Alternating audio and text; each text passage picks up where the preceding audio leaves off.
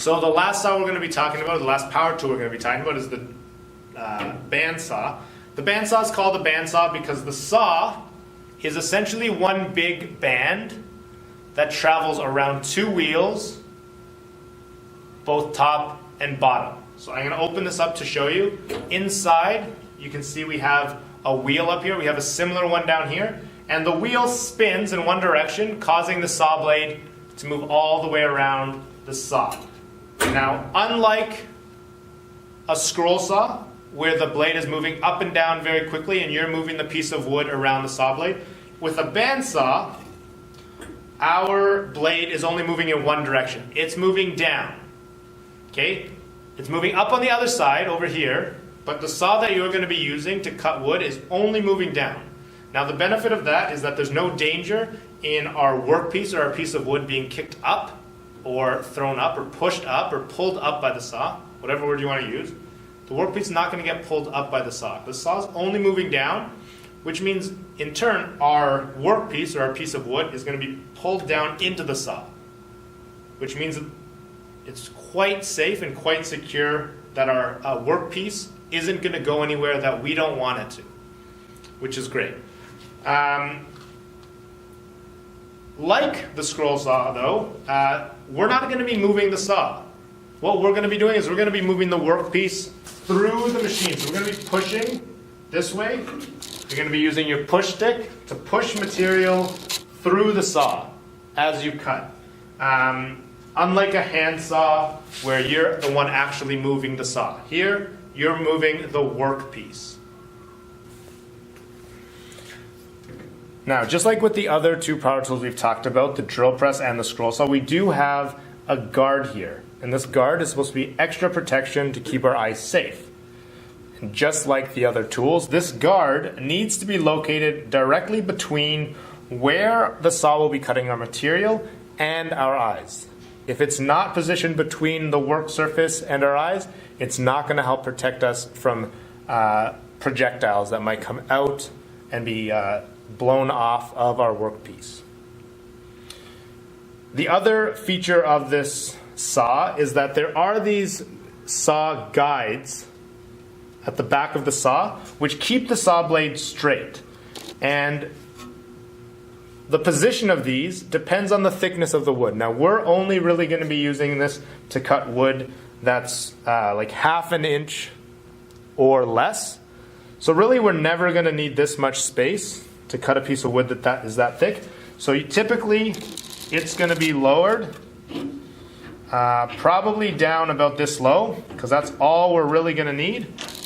And that shouldn't be adjusted. That's not something you're going to adjust. If you're cutting a thicker piece, you can come and see me. I'll make that adjustment. For the most part, this upper blade guide, this whole section over here, and the guard are going to stay where they are. Those are not things that you're typically going to move or adjust without me. So before making our cut in our wood, we're going to need to make sure that we draw our straight line on the wood, and it's got to go the full length of the piece that you're cutting or to wherever you want to stop it. Now, if you want to, say, cut a piece off, you can make two cuts. One in this way and then one in this way to like cut out a notch if you want to cut out a rectangle. Or if you want to rip down the entire length of the board and cut off that whole piece, you're going to run that line all the way to the end of the board. And then what you can do is you can unlock the fence and you can adjust the fence so that the saw is now perfectly in line with the line that you've drawn.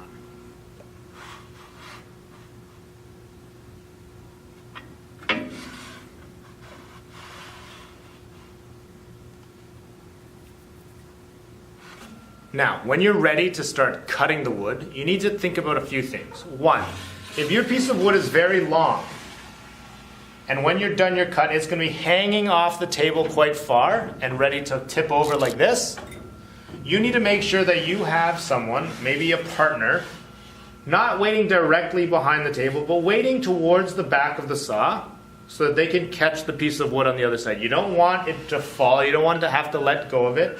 But you do want to make sure that if it's a very long piece of wood, that you have someone waiting off to the side, preferably back here, so that they can catch that piece of wood. You're going to make sure that on this line, you're never holding it with your hand on the cutting pad. So your hand shouldn't be on that line. Now, when you're making your cut, you need to make sure that you're not standing off to the side like this, or off to the side like this. You need to make sure that you're standing directly behind the workpiece, so directly behind here. And you're going to push lightly, like light pressure towards the fence. You don't want it to be off the fence. You want to gently push it towards the fence, so left into the fence, to make sure that you're cutting straight, and then you're going to gently push and guide the blade, or guide the wood, sorry, through the blade.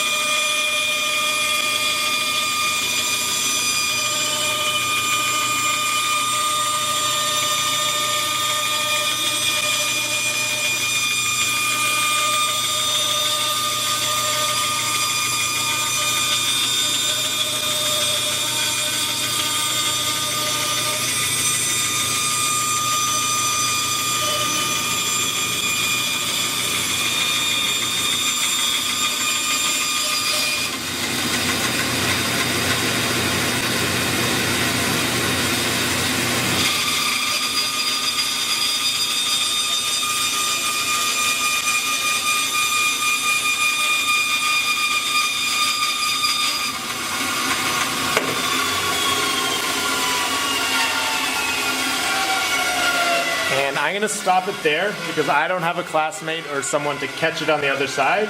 And I don't want these pieces to be falling anywhere close to this blade. So I'm going to stop it there. And I'm actually going to pull it out. And I'm actually going to go in to finish that cut from the other side. So I'm going to flip it over.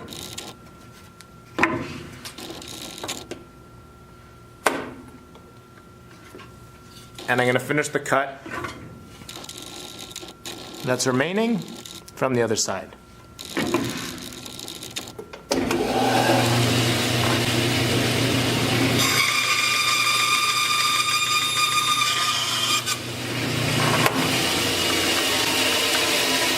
So now I pulled it out, and I have my clean cut with two pieces.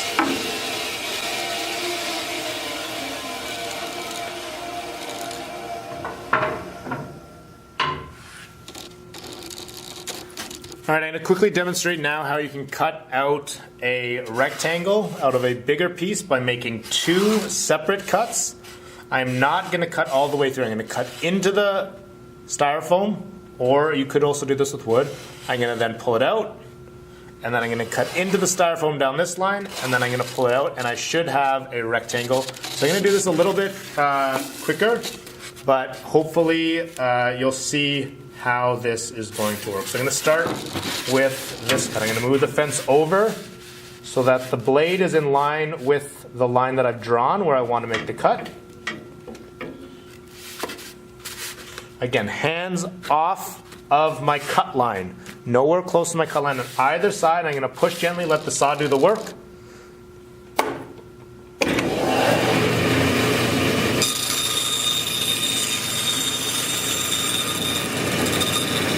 And then I'm going to pull it out.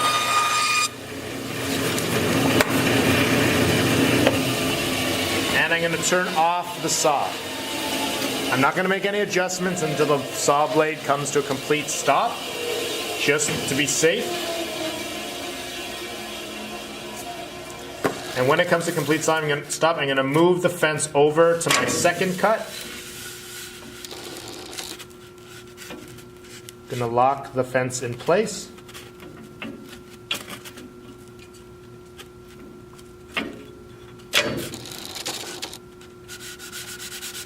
just want it to be perfect.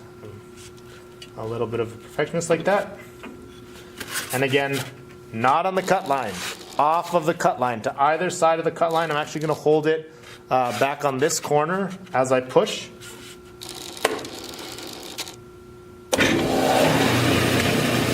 As you can see, styrofoam cuts much easier than wood.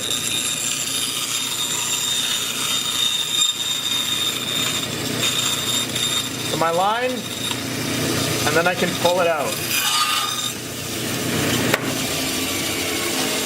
I'm not going to touch that piece until the saw has stopped moving for safety.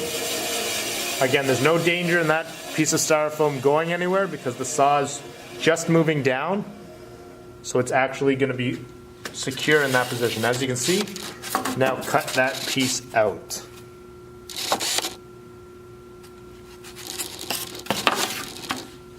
So as you can see, there's some amazing tools that you're going to get to use for the rest of the school year. We have the bandsaw, the drill presses, and the scroll saws over by the windows.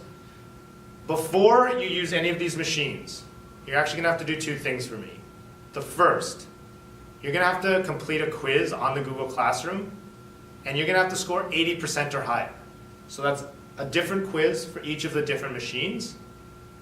And the second thing you're going to do after you've gotten 80% on each of those quizzes, you're going to have to actually demonstrate for me in the wood shop that you know how to use these machines safely and correctly. So essentially, the first time you use this machine, I'm going to be standing there with you to make sure that you're doing it safely and that you're doing it correctly so that you don't hurt yourself. After you've shown me that you can do that without being harm to yourself or others, you'll be able to use these machines independently. So please take this serious. Hopefully if you have been watching through all the videos, you understand now how to use each of them. If you don't, if you're still confused, go back, watch them again.